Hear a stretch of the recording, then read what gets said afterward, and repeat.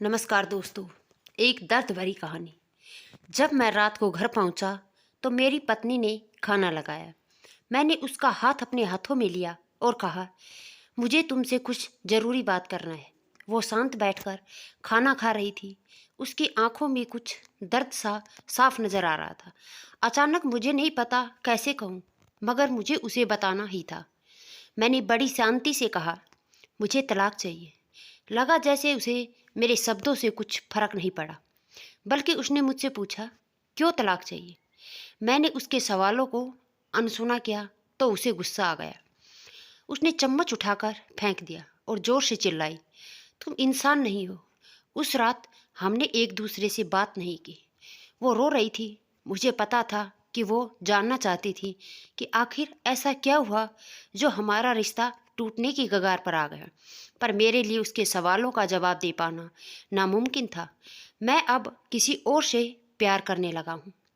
अब मुझे उससे प्यार नहीं रहा। मैंने उसे उसके बरसों के प्यार की सज़ा दी थी। भरे मन से मैंने तलाक के पेपर तैयार किए। उसमें लिखा था कि वह पूरा घर, कार और कंपनी की 30% शेयर ले सकती है इस तलाक के बदले में। लेकिन उसने उन पेपर्स को देखा और टुकड़े टुकड़े कर दिए। वो औरत जिसने मेरे साथ जीवन के 10 साल बिताए थे, वो आज मेरे लिए अनजान हो चुकी थी। मुझे इन 10 सालों का जो उसने मेरे लिए बर्बाद किए, मगर मैं क्या करूं। जो हो चुका उसे मैं बदल नहीं सकता था, क्योंकि मैं किसी और से, अपनी पत्नी से भी ज़्यादा प्यार करने लगा था। आखिरकार उसके सब्र का बांध टूट गया और वो फूट फूट कर मेरे सामने रोने लगी। मेरे लिए उसका रोना एक तरह से उसकी रिहाई की तरह था। तलाक की ये बात, जो कई दिनों से मुझे परेशान कर रही थी, अब बिल्कुल साफ हो चुकी थी। अगले दिन मैं घर काफ़ी लेट आया। मैंने देखा कि वो टेबल पर बैठकर कुछ लिख रही थी। मैंने शाम का खाना नहीं खाया, लेकिन फिर भी मैं सीधे ऊपर जाकर अपने कमरे में सो गया, क्योंकि पूरा दिन प्रिया के साथ रहने और कई जगह घूमने के बाद मैं थक गया था। वो शायद रात को उसी टेबल पर लिखते लिखते सो गई थी। सुबह उसने तलाक देने की शर्तें बताई। वो मुझसे कुछ भी लेना नहीं चाहती थी। उसे सिर्फ तलाक से पहले 1 महीने का समय चाहिए था। उसने आग्रह किया कि इस 1 महीने में हम दोनों वही पुराना वाला जीवन जिएंगे, जितना संभव हो सके, क्योंकि आने वाले महीनों में हमारे बेटे की परीक्षा है। वह नहीं चाहती थी कि हमारे टूटे रिश्ते का प्रभाव उनकी पढ़ाई पर पड़े। मुझे भी यही ठीक लगा, मगर वो कुछ और भी चाहती थी। जैसे शादी के दिन मैं उसे उठाकर अपने शयन कक्ष तक ले गया था, उसी तरह हर रोज़ 1 महीने तक मैं उसे एक शयन कक्ष से उठाकर मुख्य द्वार तक ले जाऊं। मुझे लगा यह पागलपन है, मगर इन आखिरी दिनों को थोड़ा अच्छा बनाने के लिए मैंने उसकी यह शर्त स्वीकार कर ली। मैंने प्रिया को अपनी पत्नी की सभी शर्तें बताई। वो हंसने लगी। उसे लगा मेरी पत्नी कितने भी तरीके अपना ले, तलाक होना तो तय है। मेरी पत्नी और मैं किसी से भी इस दौरान नहीं मिले थे, लेकिन उस दिन जब मैं उसे पहली बार उठाकर गेट तक लेकर गया तो हम दोनों काफ़ी अजीब महसूस कर रहे थे। पीछे से हमारा बेटा भी खिलखिलाकर खुश हो रहा था। अगले दिन यह काम थोड़ा सामान्य और आसान हो गया। वह मेरे सीने से लगी थी और मैं उसकी खुशबू महसूस कर रहा था। ऐसा लगा जैसे कई दिनों बाद मुझे ये खुशबू मिल रही थी, या फिर कई दिनों से मैंने उसके होने का महसूस ही नहीं। पहले जितनी उसमें वो कसाव नहीं था और चेहरे पर कुछ हल्की झुर्रियाँ नजर आ रही थी और बाल भी सफ़ेद होने लगी थी। ये वही औरत थी जिसने अपने जीवन के 10 साल मुझे समर्पित किए थे। चौथे दिन जब मैंने उसे उठाया तो वो पुरानी रोमांच लौटने लगी थी। पांचवें और छठे दिन वो पुराना प्यार फिर जागने लगा। मैंने प्रिया को इसके बारे में कुछ नहीं बताया। अब उसे उठाना आसान हो गया था। शायद हर रोज़ यह सब करने का मैं आदी हो गया था। एक दिन उसकी अपनी पसंद की साड़ी निकाल रखी थी, लेकिन कुछ खास नहीं ढूंढ पाई। उसने सांस भरते हुए कहा, उसके सारे कपड़े बड़े पड़ने लगे हैं। तब मुझे पता चला कि वह काफ़ी दुबली हो गई है और इसलिए मैं उसे आसानी से उठा पा रहा था। मेरे दिल को एक झटका सा लगा। उसने अपने दिल में काफ़ी सारा दर्द छुपा कर रखा था। पता नहीं कैसे मैं आगे बढ़ा और उसके सिर को छूकर देखा। अचानक हमारा बेटा आ गया और बोला कि पापा, ये तो मम्मा को उठाकर बाहर ले जाने का समय हो गया है। उसके लिए अपने पापा द्वारा मम्मा को इस तरह उठाकर ले जाते हुए देखना जीवन का अभिन्न हिस्सा बन गया था। मेरी बीबी ने हमारे बच्चे को बुलाया और जोर से उसे गले लगा लिया।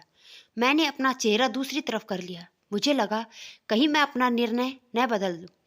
मैंने अपनी पत्नी को रोज की तरह उठाया और बेडरूम से सिटिंग रूम होते हुए हॉल तक लाया। उसने प्यार से अपने दोनों हाथ मेरी गर्दन के आसपास रख दिए। मैंने उसे जोर से पकड़ रखा था, बिल्कुल हमारे सुहागरात की तरह, मगर उसका इतना कम वजन मुझे परेशान कर रहा था। महीने के आखिरी दिन जब मैंने उसे उठाया तो मेरे लिए एक कदम भी चल पाना मुश्किल हो रहा था। हमारा बेटा स्कूल जा चुका था। मैं अपनी कार से ऑफिस गया और कार से कूदकर बाहर आ गया। बिना कार को लॉक किए मुझे डर था अब एक पल की भी देरी मेरा इरादा बदल देगी। मैं उस पर गया। प्रिया ने दरवाज़ा खोला और मैंने उससे कहा, सॉरी प्रिया, अब मैं अपनी पत्नी से तलाक नहीं लेना चाहता। उसने मुझे देखा और मेरे सिर पर हाथ फेर कर कहा, तुम्हें बुखार तो नहीं है? मैंने उसका हाथ हटाया और कहा, सॉरी प्रिया, अब मुझे अपनी पत्नी से तलाक नहीं चाहिए।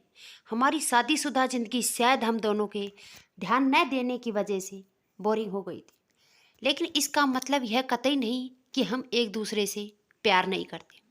अब मुझे एहसास हुआ कि जिस दिन से मैं उसे शादी करके अपने घर लाया था, उस दिन से जीवन के आखिरी दिन तक मुझे उसका साथ निभाना है। प्रिया के होश उड़ गए। उसने मुझे एक जोरदार चांटा जड़ दिया। मेरे मुंह पर वह रोने लगी और दरवाज़ा अंदर से बंद कर लिया। मैं सीढ़ियों से नीचे उतरा और आकर अपनी कार में बैठ गया। आगे एक पुल वाले की दुकान पर रुका और अपनी प्यारी पत्नी के लिए एक सुंदर सा गुलदस्ता लिया। दुकानदार ने पूछा कि इस पर क्या लिखना है। मैंने मुस्कुराते हुए कहा, मैं तुम्हें जीवन के आखिरी दिन तक यूं ही उठाता रहूंगा, मेरी अर्धांगिनी। उस शाम जब मैं घर आया, हाथों में गुलदस्ता लिए, मेरे चेहरे पर एक मुस्कान थी। मैं ऊपर अपने कमरे की तरफ भाग कर गया, लेकिन तब तक वह मुझे छोड़कर इस दुनिया से जा चुकी थी, हमेशा के लिए। वो कई महीनों से कैंसर से लड़ रही थी, लेकिन मैं प्रिया के साथ इतना खोया हुआ था कि कभी ध्यान ही नहीं रहा। उसे पता था वह जल्द ही मुझे छोड़कर जाने वाली है, इसलिए वह मुझे और मेरे बेटे के रिश्ते को टूटने से बचाना चाहती थी। मैं नीचे उसे तलाक लेना चाहता था, लेकिन फिर भी उसने मुझे अपने बच्चे की नज़रों में एक प्यारा पति और पिता बना दिया। जीवन की छोटी छोटी बातें रिश्तों में बहुत महत्व रखती हैं। बड़ा घर, बड़ी कार और बैंक बैलेंस ये खुशियों का हिस्सा जरूर बन सकते हैं, मगर अपनों के बिना इसकी कोई कीमत नहीं है। दोस्तों, आपको ये कहानी कैसी लगी? अगर पसंद आए तो लाइक करें, शेयर, और चैनल पर नए हैं तो चैनल को प्लीज़ सब्सक्राइब जरूर कर लें। धन्यवाद दोस्तों।